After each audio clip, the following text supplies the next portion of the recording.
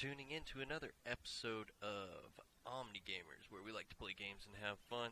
Here we're going to be playing another Legacy of the Void custom fan-made alpha game here today. And let's go ahead and introduce our players. Over on the left-hand side, we have none other than Omni's Mr. Weasel. And over here on the right-hand side, we have one of the Iranitom brothers. Alright, so this is a custom Legacy of the Void alpha. It is very much fun to play. I definitely suggest to look at the other videos that I've done with the Legacy of the Void 1v1s, as it should be linked right here. So let's go ahead and cast what's going on in this video here. Here I am playing Terran. I've usually been playing Protoss in the last couple of matches, but I've seen that there's some want to take a look at the Terran side of the Legacy of the Void, so being curious myself, I'm just definitely interested in it, so I decided to play Terran this match here. And we're just having a little bit of a friendly chat here. He's asking me what the new Protoss Legacy of the Void units are, and I was just telling him, you know, I didn't want to tell him what tech to go for, because then I would just know, so I gave him options. I was like saying, you know, you can get the Disruptor, which is Robotech, or you can go for Oracles, which is the Stargate tech, but either way there, I'm not completely telling him what to do or telling him what tech to go for, so I was trying to be friendly and, you know, suggest things for him there. So, got an expansion coming down, as well as on the other side here. I'm pretty sure there's going to be an expansion coming down very soon.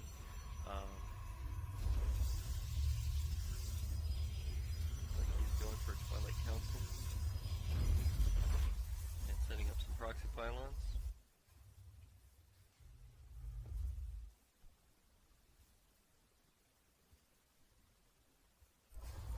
Scouting it out, seeing that the wall is definitely up, and it looks like there is going to be a Herc that is going to be hopefully being able to take out this probe here with its grappling ability, which it looks like it is going to go ahead and grapple. Question is can it take out that probe? It was able to grapple, but it didn't look like it was able to get a shot off after that. It looks like when the probe is continuously moving, it's not going to be able to get a shot off even after the Herc does utilize its grapple ability there. So kind of a bummer deal there, not able to get that pickup there. Looks like the Herc is going to abandon killing the probe and head straight for the Protoss base, which a Nexus has just come down at the natural. It looks like the Twilight Council, there is going to be a Blink research. Now with that early Twilight Council, I was kind of thinking that there was going to be some GT action, but it looks like that is not the case, as there's going to be some Stalkers and Herc micro going on here, and the grapple going down. Very nice grapple, able to save that one Herc, as well as get the other Herc to engage. So really good Herc micro there. Two Hercs are able to take down two Stalkers with the rank micro. We're going to run into the mineral line here and try and get some probe kills. Looks like they were able to get, looks like 2 kills there. So overall, not entirely too bad, not entirely too great. Could have been better, but they did get 2 Stalkers before they killed some probes there as well. So looks like a third Herc making his way. He's just not there in time though to do anything. Looks like he's just going to go ahead and run back home. Looks like there's another Herc here as well. Really need to start taking down that pylon there so that this command center can get nuzzled into that mineral line. And there is definitely a proxy location up here, which is something to keep in mind moving forward into this game. And it looks like there's a sufficient amount of barracks, all of which have tech labs. So the perk production is going to be pretty steady, it looks like, at this point here. Yep. And saturation's coming down on the natural. Looks like quite a bit of gateways have been added on. As well as +1 attack for ground being researched. Looks like one of the gateways being canceled there, as it looks like he just had one too many gateways.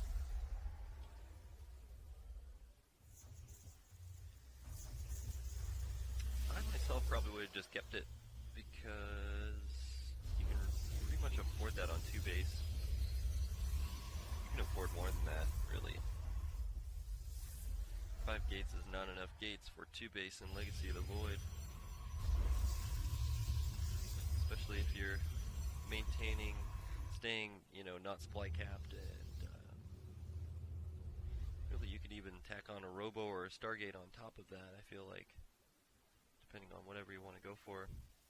It looks like a third is going to be coming down at this location for the Terran player here, as it is getting harassed here, so it looks like that the Stalkers are going to be able to get the cancel on that there, and the Bioforce is not going to be able to do anything about it on time here. Proxy Pylon in a bit of a precarious spot there. It is a little bit exposed, and it looks like that it is going to get spotted by the Terran player here.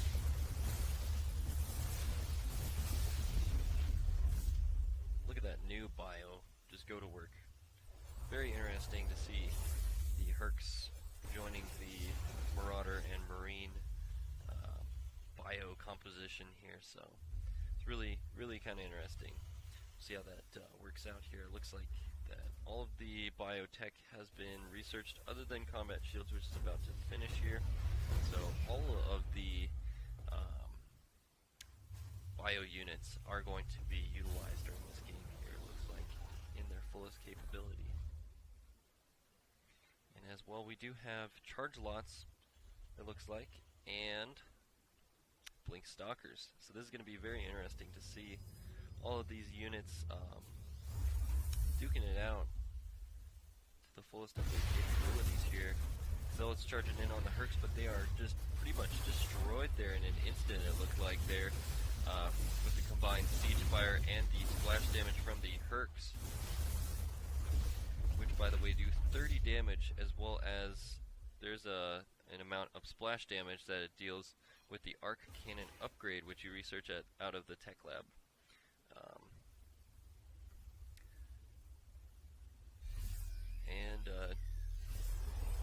Yeah, the siege tank, of course, is always done splash damage, which is decent against any armored units, pretty much anything.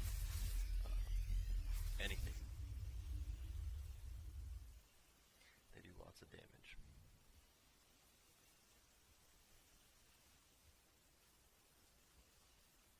And definitely something to keep in mind here is that medevacs can now lift off, load up siege tanks while they are sieged. So that is really cool. You don't need any research to do that. It's just something that you can simply do now, and that is really cool. So it's definitely something that is going to be really interesting to see if it gets nerfed or whether it's going to be here to stay. It definitely does feel like it empowers Terran players to utilize siege tanks. I feel like siege tanks haven't seen a whole lot of action in Heart of the Swarm, so hopefully it does kind of encourage players to bring them back, because I feel like they do have some serious potential with Biome if they are able to be mixed into the composition with relative ease, because I mean, all you need to do is keep your tanks sieged now, and you can pretty much load them up into medevacs, like right there. The siege tank is now a intermixable part of the biocomposition with the medevacs, so with the instant of having the ability to deploy siege tanks along with having that powerful bioforce. That is a very powerful composition. I mean, it just gives medevacs and Terran bioforces a lot more versatility in general, because you can do the same old standard drop play with your bioforces, or you can load up all your medevacs with a siege tank each and march your guys in and just drop your tanks and give your bio a super powerful punch to go with it. So that's just really, really cool. I feel like that just adds to the versatility of the composition, and you know, as well, it just makes siege tanks a lot more useful, because I mean, an otherwise immobile unit is now much more mobile, like crazy mobile. Medevacs are just crazy mobile in general, so that combination of units is just crazy powerful.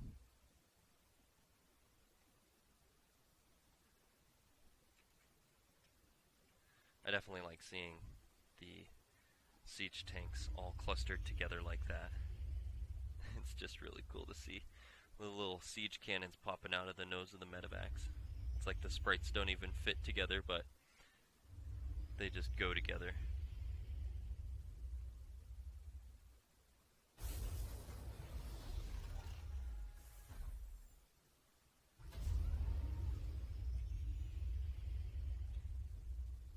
So there's another tank.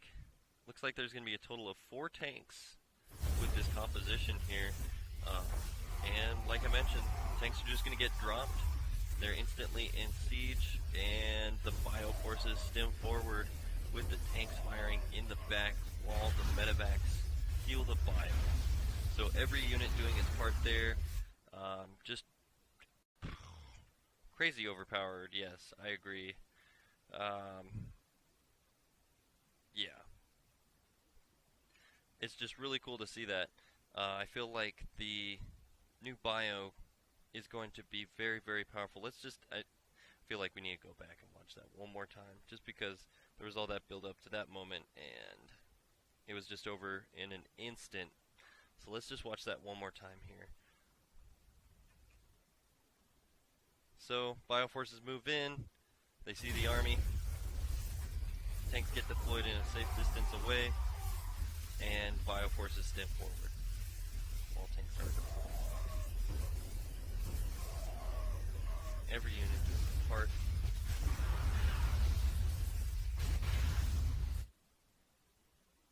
And the most exciting part of that is, of course, the medevacs just being able to deploy the tanks in siege mode. It feels like it completes the unit composition, so much to the point where it does feel like it is overpowered. So it'll be really interesting to see whether or not this gets nerfed, because I feel like it is really, really useful tool that Terran players can utilize. But on the flip side of that, I know that there are a lot of players that think that this is very, very upsetting to see, because tank and medevac aggression in general has been something difficult to deal with in general in the past in HOTS without these abilities to load up sieged up tanks.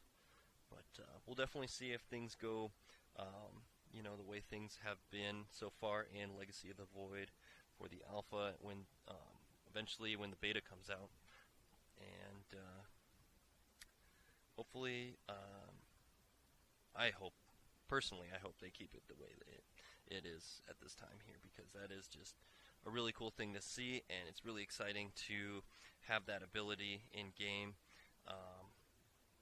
So hope you guys enjoyed this video. Be sure to like and subscribe, and we'll see you guys in our upcoming videos. Take it easy.